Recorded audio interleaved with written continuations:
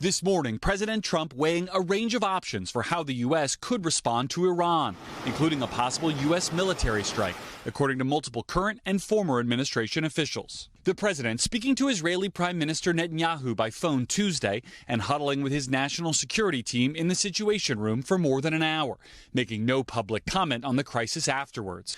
But earlier, Trump seemed to allude to one possible option, posting, "We know exactly where the so-called supreme leader of Iran is hiding. We are not going to take him out, kill, at least for now," but adding, "Our patience is wearing thin."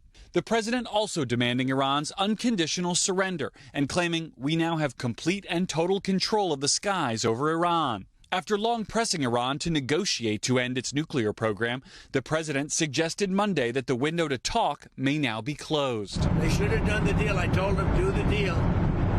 So I don't know. I'm not too much in a mood to negotiate now. The status of that nuclear program remains an open question.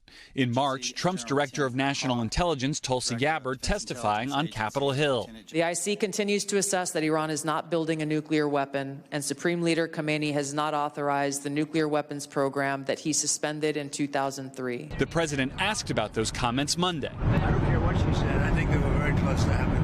But Vice President Vance noting the UN nuclear watchdog recently determined Iran is not complying with its nuclear non-proliferation obligations. If you want safety, part of safety, and I think all Americans want that, is ensuring that the worst people in the world don't have a nuclear bomb. During last year's campaign, candidate Trump drew a hard line with Iran. My terms are very easy. They can't have a nuclear weapon. But also promised to be a peacemaker, especially in the Middle East. I will stop the chaos in the Middle East, and I will prevent World War III, most importantly, from happening.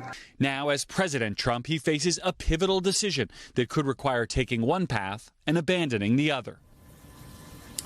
So the question of if and how the United States should get further involved in this conflict has already split lawmakers in both parties. It is the debate in Washington, with the president the lone decision maker. A senior White House official tells me just this morning that the president remains in more or less constant contact with his national security team and that all options remain on the table. Craig? All right, our senior White House correspondent Garrett Haake for us there. Garrett, thank you.